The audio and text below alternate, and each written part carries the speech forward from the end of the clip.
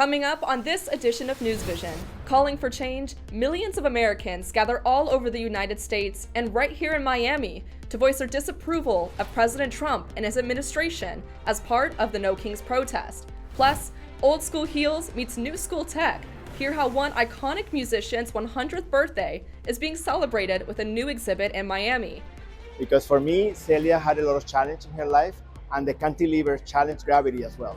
And finally, the Cardinals soar past the Ibis. Miami football dropped 7 points in the AP rankings following a loss to the unranked Louisville. We will show you what went wrong, all these stories and more tonight on News Vision.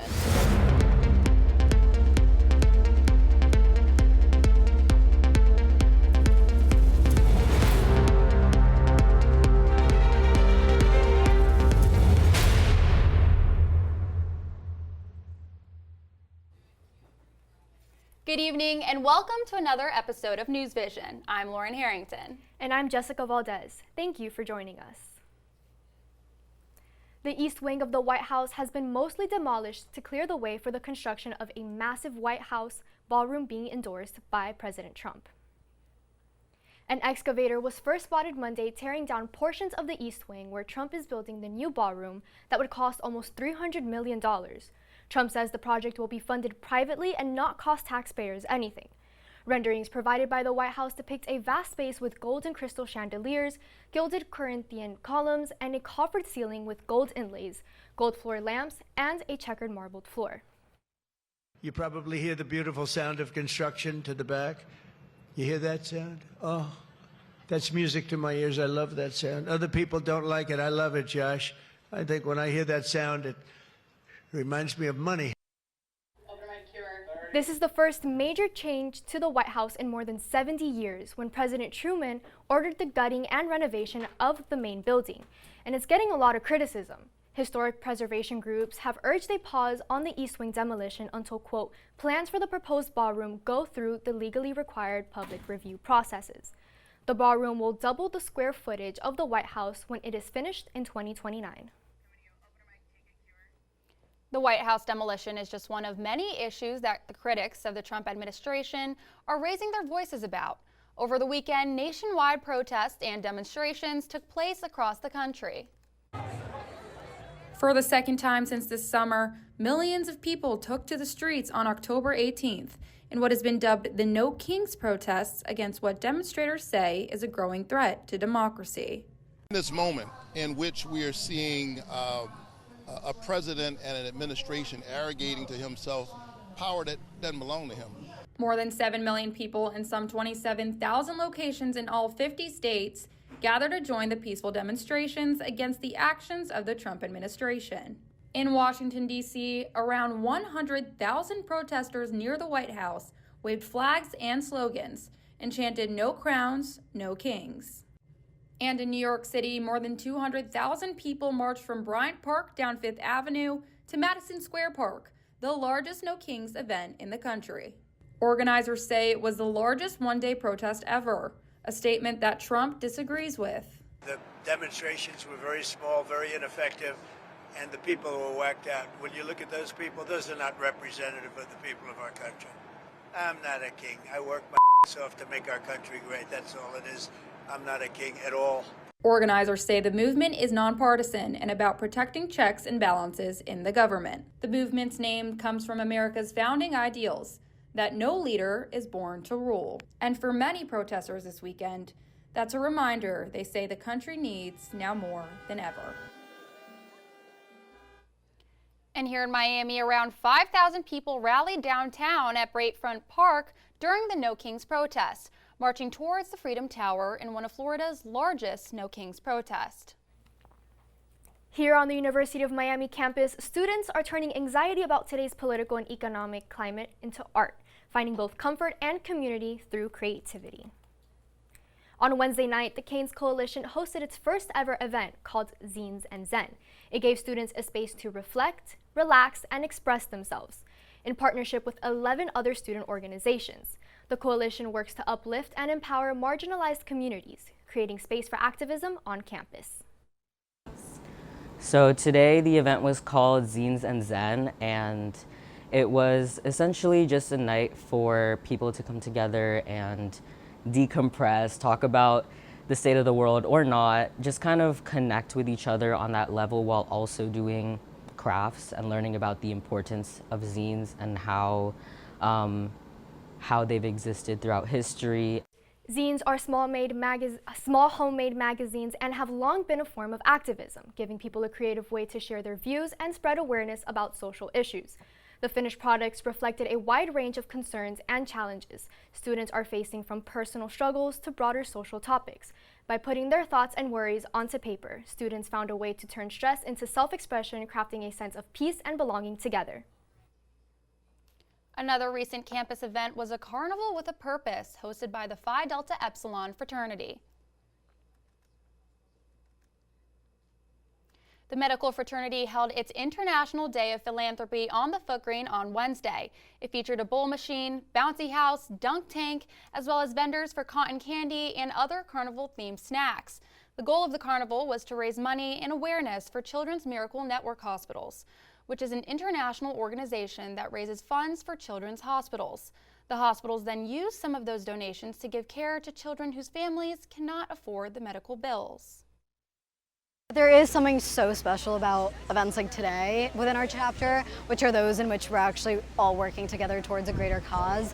I think it really brings our members together and in a way also helps us bond with each other. It's really fun. I think that's part of what's so exciting about it. The fraternity says its members are dedicated to donating to the cause and will continue to do so by hosting events like this one every year. The trailblazers who broke barriers and built communities continue to inspire students here at the U. The National Association of Hispanic Journalists chapter hosted a panel at the Cosford Cinema last week, giving students a chance to hear from some of the biggest names in Latino broadcasting: Jackie Nesbro, Jose Diaz-Balart, Antonio Mora, and Luis Aguirre. Students asked questions about career paths, challenges, and successes. Another fun event on campus happened last night when our own School of Communication hosted the Road to the Ad Awards, showing off various alumni in their journeys in advertising from the U to major markets. The event gave students, faculty, and staff the chance to network with these professionals in a courtyard cocktail hour. The event was not only a way to celebrate alumni work, but also to highlight the future for current strategic communication students during the school's 40th anniversary. I believe the event was a huge success. We had about 70 students that attended, and they all seemed to get to mix and mingle with one another. Once again, got to meet these 3 alums of ours that have won Ad Awards in the past. So I think they got to learn a lot. The students also had the opportunity to hear more in-depth stories and experiences from the panelists chosen by the Stein Family Career Center, giving them a unique perspective on how they can take the lessons from their classroom into the workforce. We're going to take a quick break, but don't go anywhere, because when we return, we'll tell you what caused Monday's Amazon Web Services outage that left millions in the dark across the world. And later on, we will examine how a new transportation system will help South Floridians travel faster. Stay with us. How do you know when you've made the right decision? It's the feeling you get in your gut. The one that tells you what's right or wrong.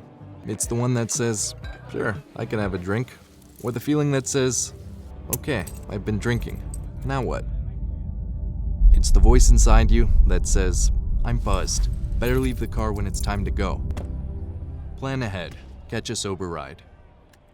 Buzz driving is drunk driving.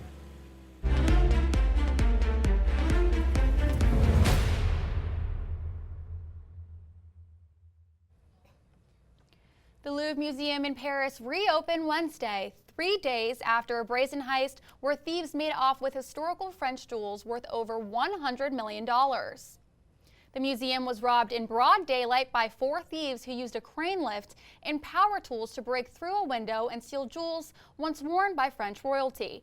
The suspects then escaped on motor scooters along the Seine River, dropping a crown in the process. While the search is now underway for the jewels and robbers, many experts are pessimistic on the likelihood of getting the gems back. So there's a race going on right now with the BRB, the French local police, and to recover these items before they get broken up, because they will melt down the precious metals. They will recut the stones with no regard for the piece's integrity. This is the biggest museum heist since another incident at the Louvre over 100 years ago when its most famous piece, Leonardo da Vinci's Mona Lisa, was stolen by an employee. The museum's director offered her resignation to the French government, but it was refused. Hundreds of websites and apps were down across the world on Monday morning because of an Amazon Web Services outage that affected millions of internet users. Amazon Web Services, also known as AWS, is an internet-based cloud service that hosts many of the world's most used online services, including banking apps such as Venmo and social media platforms such as Snapchat and Facebook. The crash also affected all of Amazon's smart home devices like its Echo product, and airlines including Delta and United also reported technology issues. DNS failure happened within Amazon. That essentially caused a chain link effect throughout all of Amazon's servers, starting with a core server in Northern Virginia. Now, it's a huge, huge issue because this one little failure caused a huge swath of the internet to go down.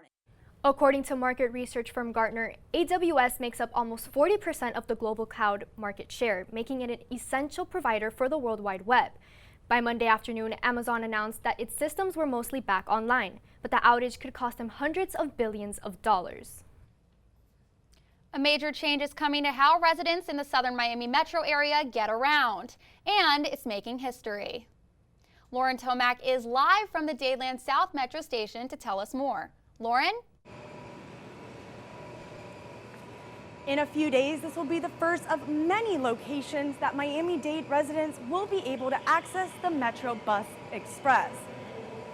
This is the first rapid transit bus system introduced into Miami-Dade County, and right now one of 6 areas that are being allowed to work. Yesterday, Mayor Daniela Levine-Cava gathered with county officials, transportation leaders, and locals to celebrate with a ribbon-cutting ceremony. This is not about a fancy bus station. This is not about not stopping at red lights in the grand scheme of things. This is about spending more time with your kids, more time at home, and being able to get to work and back and provide for your families. The Metro Express bus stretches 20 miles from Florida City to right here at Dadeland South Metro Rail Station. Buses will run on dedicated lanes and get signal priority during rush hour, helping riders get to where they're going faster. The Metro Express buses will officially begin their routes on Monday, October 27th.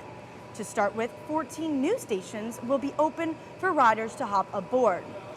These new stations are shaded, air-conditioned, and provide free Wi-Fi for all riders. And over the weekend, I got to attend another event here in Miami. Check it out. Here in South Florida, World Food Day isn't just about what's on your plate. It's about learning where it comes from, how it's grown, and how it impacts the planet. For the past 3 years, the Green Haven Project, which is a nonprofit organization working to eliminate food deserts in Miami, has been making an impact. The organization educates members how to grow their own food and live sustainably while using those crops to feed Miami's homeless population. Through monthly events like gardening lessons, food drives, and educational workshops, the Green Haven Project is making a difference. We're in a time where we don't agree on anything. There's so much divisiveness, there's so much disagreement on just literally about anything. But I feel like the one thing we can always agree on is we gotta eat.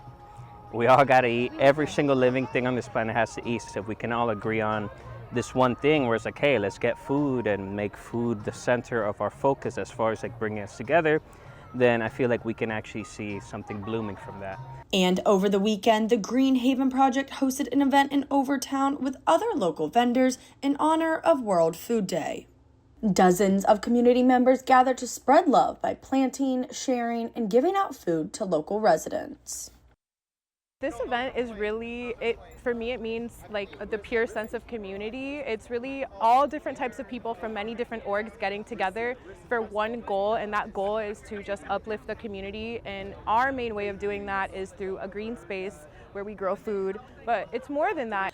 All the crops planted at this event will go right back to the community, aiming to fight food insecurity in Miami. I think that there's no better feeling than giving back. I think that everyone should do it. Food is a source of life, so to be able to provide it in such a beautiful way, you know, planting, getting the ground ready, getting the seeds, and then you know that that little plant is gonna grow and feed somebody. It's a great feeling. In Miami-Dade County, some 400,000 people are struggling with food insecurity, according to Miami-Dade Matters. That's about 15% of the county's population. While the event promoted food security, it also encouraged people to think deeper about where the food on their plate is coming from.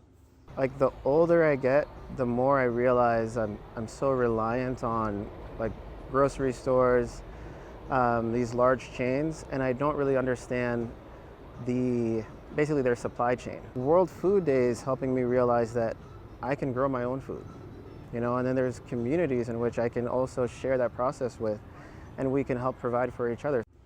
For UMTV, I'm Lauren Tomac. Wow, Lauren, what a great message and what great weather. I know. I hope the weather is good this weekend. Well, our student meteorologist, William DePaula, is in studio to tell us more. William? Yeah, luckily we've had some pretty nice weather here in Miami. That is going to continue, but the big weather story this week is going to be what is now Tropical Storm Melissa. As we take a closer look at where it is right now, we see it's just to the south of Jamaica in the Caribbean Sea. And unfortunately, this storm is expected to rapidly intensify over the next couple days. Looking right now, it really doesn't look all that impressive. We see much of that convection is on the right side of the storm. This is because it's been dealing with a lot of wind shear the last couple of days. But as I said, it is expected to strengthen.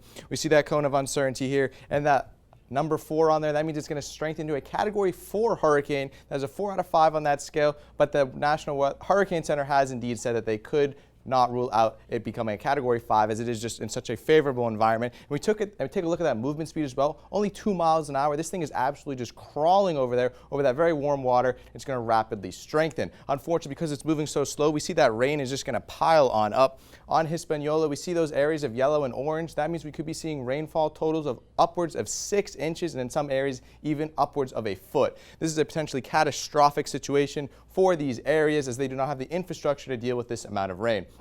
Luckily, if you are heading to the Keys, especially Key West this weekend, it should be a great forecast. Shouldn't be dealing with the impacts from Melissa. Take a look at those the next couple of days. We see those temperatures remaining constant and those rain chances being right around that 5 to 20% mark. Unfortunately, it's not going to be the same for us here in Miami. If you're staying local, see that rain impacting us all day Saturday. If you're heading to Hard Rock for that Miami Hurricanes football game, it's going to be another wet one. We've had a lot of those this year. Unfortunately, that rain is going to stick around with us throughout the rest of the day on Saturday as you're driving back from Hard Rock. And on Sunday, we see that rain still bothering us here in the Miami area. So be mindful of that coming back from Key West. Looking at our forecast, we've got those rain chances early next week, but other than that, a pretty nice forecast.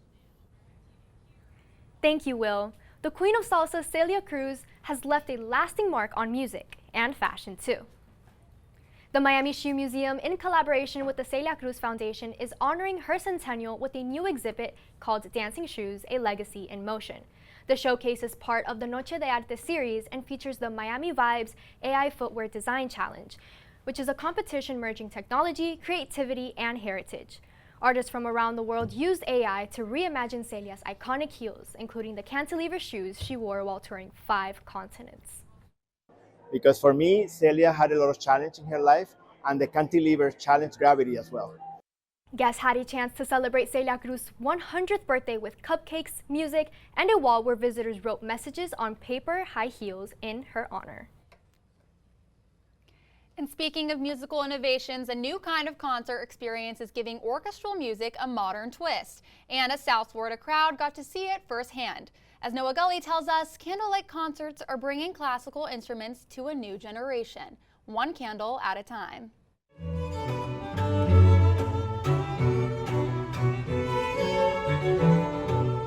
Everything about this concert in Miami is intentionally classical, from the music instruments to the ambiance, even the way it's illuminated. Candlelight Concerts is a concept created by Fever Up that first launched in Spain in 2019. And from Beethoven to Bruno Mars, and even Drake, with each performance, local musicians bridge pop culture and orchestral sound. Our mission is to democratize classical music, so we want to bring it to a lot of different demographics, a lot of people that wouldn't have access to classical music otherwise, and make it a more friendly, a less classical, less programmed event. So it opens up for a lot of different demographics and people that would not otherwise give classical music a chance. Fever's formula is simple: accessibility and ambiance. By partnering with local venues and musicians, they have found a way to keep ticket prices low and the experience personal. So we make sure that we keep our budget a little bit tight. That way, people that maybe otherwise wouldn't have thought about going to an event like this, or it would be a little bit out of your price range, it's now something that you can enjoy and you can. Gen Z searching for classical concerts? Probably not. That's why Fever Up meets them where they are, on social media, turning curiosity into ticket sales. I found out on social media, actually. I was scrolling through Instagram and it came up as an ad. Instagram sponsored thing. It kept popping up, and then my homegirl was like, "Oh, you want to go to the candlelight thing tonight?" I'm like, "Okay." I found it on Instagram. I was just scrolling through Instagram and I think one ad popped up, and then I was like, oh snap, Drake, and I saw the dates and I was like, oh, I'll go to that because it was right before my birthday, so it was pretty nice.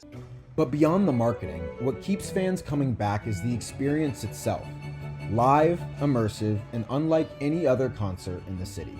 The candlelight makes it a little more intimate, so it's really romantic, but also the music doesn't make it romantic, but it's nice. It's a good experience. I enjoyed it a lot. So we have a lot of different and new things coming up, not just in the Miami area, but across the nation. And we have a lot of different venues and new programs constantly launching. So make sure you see what's up next.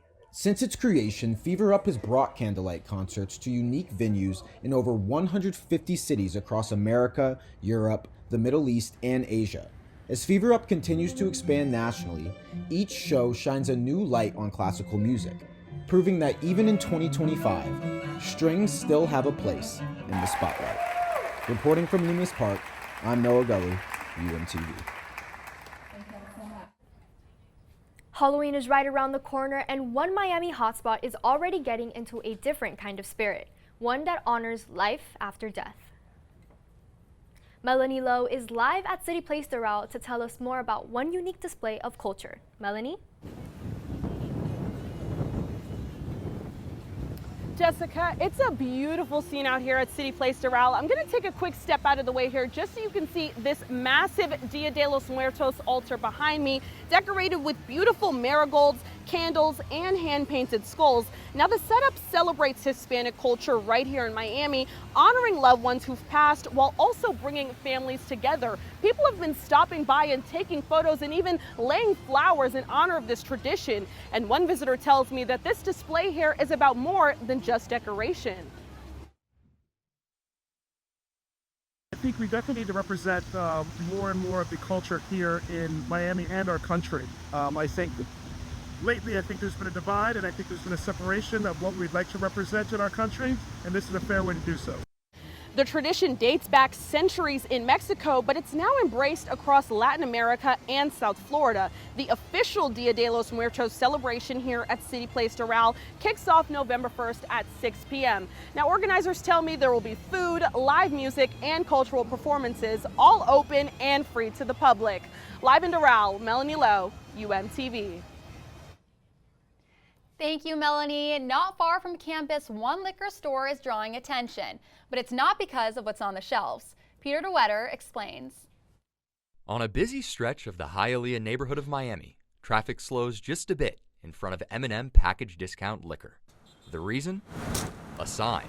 First, I started putting up pleasant things, and that grew boring quickly. And now my motivation is to entertain, amuse, and aggravate.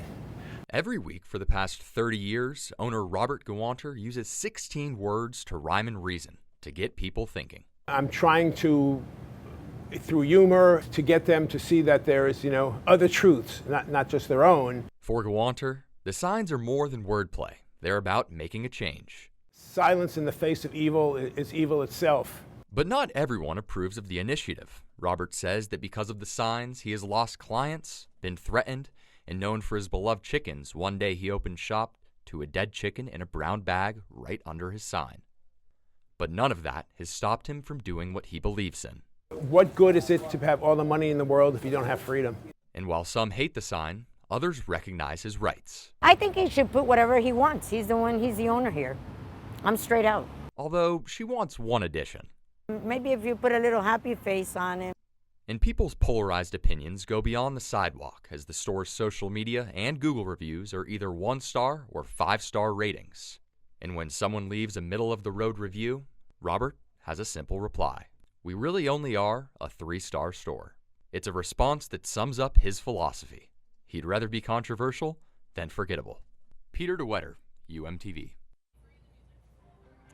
Time for a short break, but when we come back, the Hurricanes lost their undefeated status last Friday to Louisville. We'll tell you how that impacts the rest of the season. Plus, major figures in the NBA are accused of gambling scheme worth millions. We'll tell you more after a short break. Hey, Kevin, you thinking about retirement? I'd love to, but I'm pretty busy with all this. Yeah. Hey, let's meet our retirement coach, Avo. A is for taking action. Not anxiety? No, Kevin, you're gonna be fine. You sing? Barely. V is for variety. And you dance? Sort of. Come on. O is for optimize your savings. Let Avo lead the way. Visit aceyourretirement.org today. Nice. Thanks.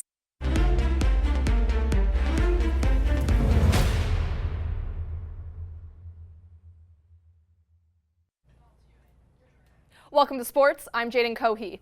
The Miami Hurricanes are removing their name from the undefeated list after their 24-21 loss against Louisville Cardinals last Friday.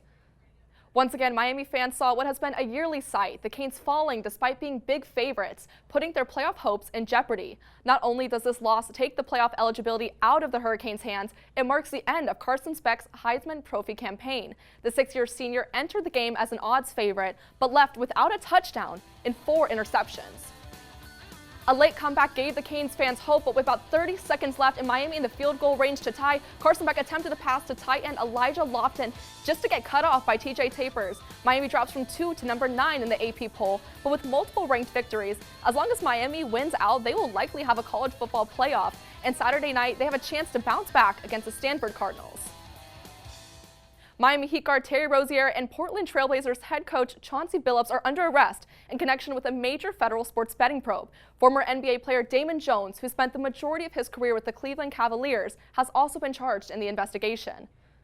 FBI Director Kash Patel says the sports rigging scheme was part of a national criminal operation with ties to the mafia. Rozier is accused of rigging basketball games to help sports bettors. Billups is charged in a separate alleged scheme, an illegal poker game that took place in several cities, including New York City and Las Vegas. Jones is also charged in that alleged operation. My message to the defendants who've been rounded up today is this: your winning streak has ended. Your luck has run out. Violating the law is a losing proposition, and you can bet on that. Hours after the arrests were announced, the Trailblazers said Billups has been placed on leave. The NBA says Rozier was also placed on leave. In other betting news, the NCAA has changed its mind on sports betting. Student athletes and college athletic department employees can now bet on professional sports. The NCAA has been known for having a firm stance against sports betting, but on Wednesday it approved a rule change favoring betting on sports. This change does not allow athletes to bet on college sports or share information about college competitors to bettors, but the NCAA says it will deny advertisements and sponsorships from betting companies at all championship events. The chair of the Division II Management Council at the NCAA says this rule change addresses the reality of sports betting today while staying committed to the integrity of college competitions and its student athletes. Wow, we're really living through some historical times with sports betting. Undoubtedly. Definitely. But that is all the time that we have for this edition of News Vision. Thank you so much for tuning in. We will be back in a week. Have a good night.